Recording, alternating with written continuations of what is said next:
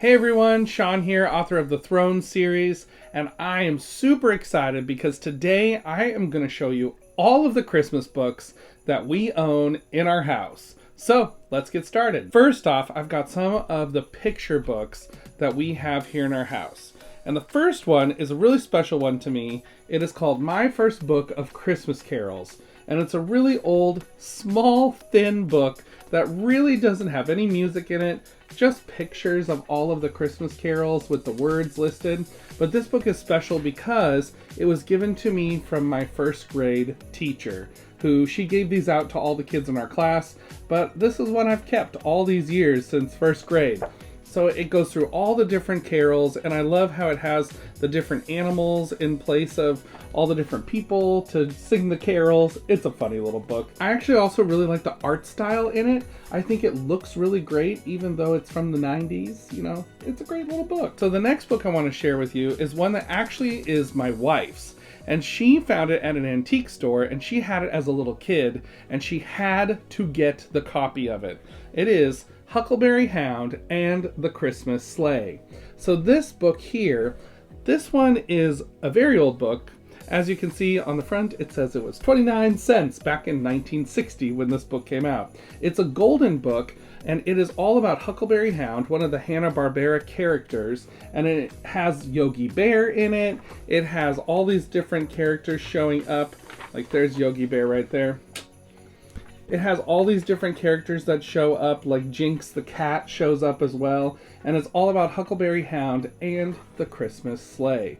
So you can't ever go wrong with a little golden book, and a Christmas golden book, you can't go wrong. So the next one I've got is a newer one. This is from 2014, but it is a Rudolph the Red-Nosed Reindeer, lift the flap, lift the tab, lift the flap, lift the tab. Rudolph the Red-Nosed Reindeer, lift the tab book. And this one, it has each day you can lift another flap as you count down to Christmas, all the way down to number 25. And this takes you through the story of the old claymation Christmas Rudolph the Red-Nosed Reindeer movie from Rankin and Bass. And I always love this movie. It's a fun one. I know some people think it's scary. When I was little, the Abominable Snowman did scare me a lot, but I've gotten past that now, and I love this story. It's Rudolph the Red-Nosed Reindeer, the Rankin and Bass. I have this on DVD, the movie of it, and so we had to have the little picture book with the lift the tabs as well. The next one is another one that is my wife's, and I know I'm going to pronounce it wrong, but I'm going to try my best. It is Die schönsten Weihnachtslieder, which is a German book that translates to The Beautiful Christmas Songs.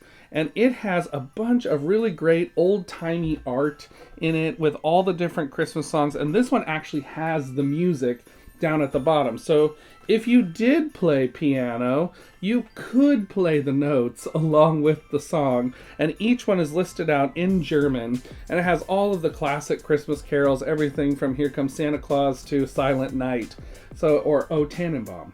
So this is a great one. The art in this one is that classic Christmas art, you know, that kind of 1950s style. And I think this one is a fun one to look through, even if I can't read it personally. My wife took German in high school, and so she really likes it. The next two are a set that I have, and these books are actually from Puerto Rican authors, and it's called Green Christmas and a Special Gift. And these are really awesome books. They have really great art in them that's kind of looks like scrapbooked almost style, with the pieces cut out and kind of glued together. I really like the style of art in this. And this one, the Green Christmas, it's all about Three Kings Day, or Epiphany, which is usually celebrated on January 6th. And what happens on Three Kings Day is that's when the wise men came to see Jesus. And so with their camels, they had to have hay or grass to feed them. So a popular tradition in Puerto Rico is actually to put hay or grass out for the camels on Three Kings Day. And so in this book, the kids are living in the city and there's no grass anywhere. And so they're looking for a place where they can find a green Christmas, to find that hay and grass for the camels before Three Kings Day arrives. Will they find it? You'll have to read it to find out. A Special Gift is all about taking care of the planet during Christmas time. So kind of giving ideas for how can we care for the planet and give gifts that care for others as well. So this is another great one. It has a lot of great art as well as Green Christmas, that similar style, and it's a lot of fun to read. These were originally written in Spanish and then translated by Raquel Arato into English. And then this is one of my favorite Christmas books of all time, The Jolly Christmas Postman. This book, I have had it for a very long time, since it came out, I believe. I actually got this book at a Scholastic book fair when I was in grade school. And this one is all about a jolly postman who delivers letters. And the key feature of this book is that you can go and read the letters as the postman delivers them to different fairy tale characters like Goldilocks and the Three Bears. And you can open up the letters and pull them out to see what they say. So it's a lot of fun because you can read the Christmas card from Goldilocks to the Three Bears. Or you can look at the very end. I have to show you this last part because the very last one, they give the postman a card, and it is this fold out piece that you can look through the tiny little hole to see the whole scene throughout each picture. It's a really cool thing where you can see all the different ones, all the different characters from the book who show up to give the Jolly Postman a Christmas card after the Jolly Postman has been delivering Christmas cards to everyone else. So the Jolly Christmas Postman, there are other books in this series. There's the Jolly Postman and then the Jolly Pocket Postman. I have the Jolly Postman book, but I don't have the pocket one. And so this Christmas one, though, is a lot of fun. I usually reread it at Christmas time just because it puts me in that good Christmassy cheer. You know what I mean? So those are all the picture books that I have. And so now I want to show you some of the middle grade fiction that I have and some other Christmas books. So just 1 second. All right, we're back. And now I've got some middle grade fiction and some other books that I want to share with you that are Christmas themed or directly Christmassy. So the first one is, this one's a little bit of a wild card, C.S. Lewis's The Lion, the Witch, and the Wardrobe. In my opinion, book number 1 in the Narnia series, but we can talk about that discussion another time. This book has a scene where Santa Claus shows up to give Peter and Susan and Lucy and Edmund gifts because the White Witch's power is slowly fading as the winter fades into Christmas time. So this has a nod to Christmas. It's not exactly Christmassy, but it does have that little nod to Christmas time. The next book I want to show you is a very old book, and it is called The Life and Adventures of Santa Claus by L. Frank Baum. L. Frank Baum was the author of the Wizard of Oz series of books, the first 14 of those, as well as some other books set in the Oz universe. So The Life and Adventure of Santa Claus by L. Frank Baum is part of the Oz universe. And the places that are in this book are actually in a lot of the world maps of Oz, especially if you look at the Del Rey editions of the Wizard of Oz books that have the map of Oz in them. So all these different locations that Santa Claus is in throughout this book are there in those Oz maps. The story is all about how Santa Claus became Santa Claus, and it is a very fantasy-ish version of that story, with all kinds of strange creatures in the forest and all kinds of things. It's a lot of fun. I always enjoy reading this one. It's been a while since I last read it, but it is a fun throwback classic book back to the early 1900s. The next one, okay, so I've recently read this book, and this is called Snag, Dreaming of a Right Christmas. It's part of the Secret Adventures book series, which is a Christian book series by Dave and Nita Jackson. Now, this was actually a home video release series only on VHS. It's never been released on DVD or streaming. And this series was all about a girl named Drea Thomas who babysits these 2 kids, and they can see her imagination. So she has secret adventures where she imagines herself and the 2 kids as different animals, and they have adventures to learn things about life and about God.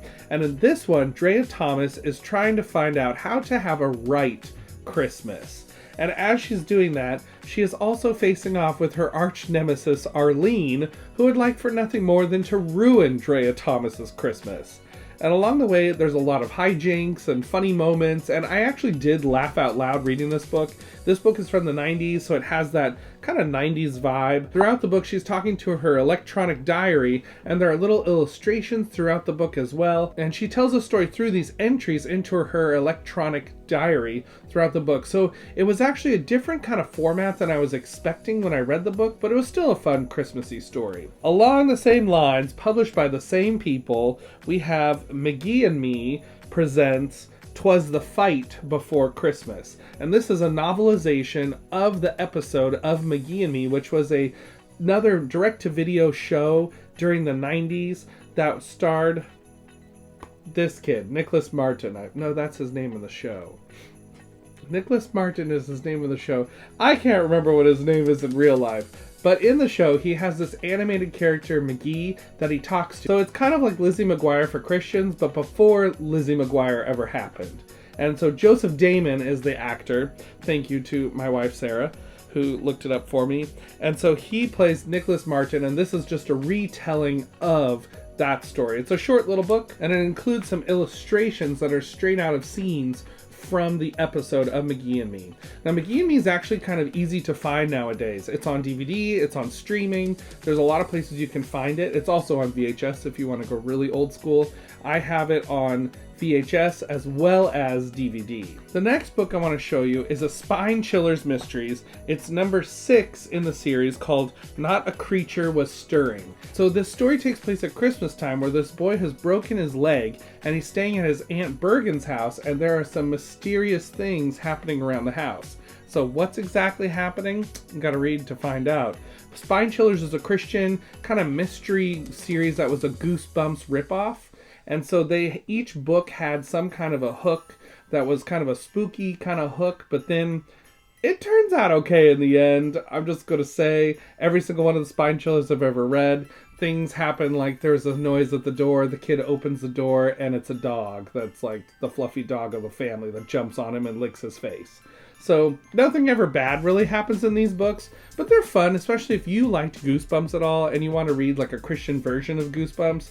These are a fun time. You won't probably like them quite as much as Goosebumps, but they have that same 90s style as all of those Goosebumps books. So that is Not a Creature Was Stirring, book number 6 in the Spine Chiller's Mystery series. And then I've actually got a couple of Goosebumps stories here for you. This one is Beware the Snowman. Now, it's not exactly set at Christmas time, but it is set in the snow in the Arctic Circle. And so I thought, well, it's snow, it's close enough to Christmas. So Beware the Snowman is I actually found this one pretty creepy, because this girl, Jacqueline, she moves to the Arctic Circle with her aunt, and as they move there, it is this place where there's a very small village, not a lot of people live there, and the whole book is very desolate and very quiet, and not a lot is happening in the town. And this girl, Jacqueline, is wondering, why did we move here from Chicago?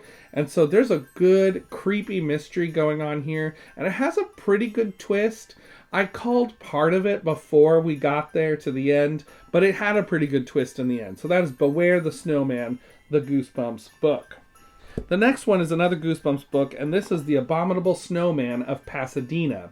Now this one is also not exactly set at Christmas time, but it does mention Christmas, as one of the main characters talks about singing Winter Wonderland and how it's like Christmas time as he visits Alaska in the snow, and there's all the snow on the pine trees and things, so it reminds him of Christmas trees. And in this one, they're searching for what's supposedly a Yeti somewhere up in the Alaskan wilderness. And so this boy and his sister and their the dad's a photographer, and they're going to try and take a picture of this abominable snowman that's been reported in the area. And this one had a very odd twist. Sometimes Goosebumps books have twists that are just like, what? That doesn't make a lot of sense. And that was this book. Didn't make a lot of sense to me. It was kind of interesting, and I thought, okay, that's intriguing. I wonder what else you could do with that. And then the book just ends. So this one, though, is a fun one. It has a tiny Christmas nod, so that's The Abominable Snowman of Pasadena. And then I couldn't get through a Christmas video without talking about Light of the Frozen Star. This is book number 1 in the Throne Side Quest series by me, Shaun Stevenson. So this is a shorter book in the series of Thrones. It's kind of like it's a standalone story that ties into the main Thrones books, but it's set at Christmas time. In this one, the main character J.R.R and his squirrel friend Innes, they go on an adventure to find out what is happening in the swamp where they live, because everything is being covered in snow and ice. And as they discover there's a mysterious blue light that is changing everything into snow and ice, they have to find out what is behind the blue light and how to save their friends who have frozen to ice. So this one is a fun story. It's a quest kind of story as they go through adventures throughout the swamp, and it is called Light of the Frozen Star, and this one is set at Christmas time. What I really love about this book is it actually takes you through the story of Luke chapter 2 in the Christmas narrative about how Jesus was born, and it takes you through that whole story from the eyes of a squirrel, which I thought was a very interesting perspective. So that is Light of the Frozen Star, book number 1 in the Thrones Side Quest series. Then I've got an Oz book for you. This is not in the mainline Oz series. This is not part of one of L. Frank Baum's book or Ruth Plumley Thompson, who continued the series after L. Frank Baum did. This is called Christmas in Oz, and this one is by Robin Hess. And so this book, it's kind of set in an alternate universe Oz.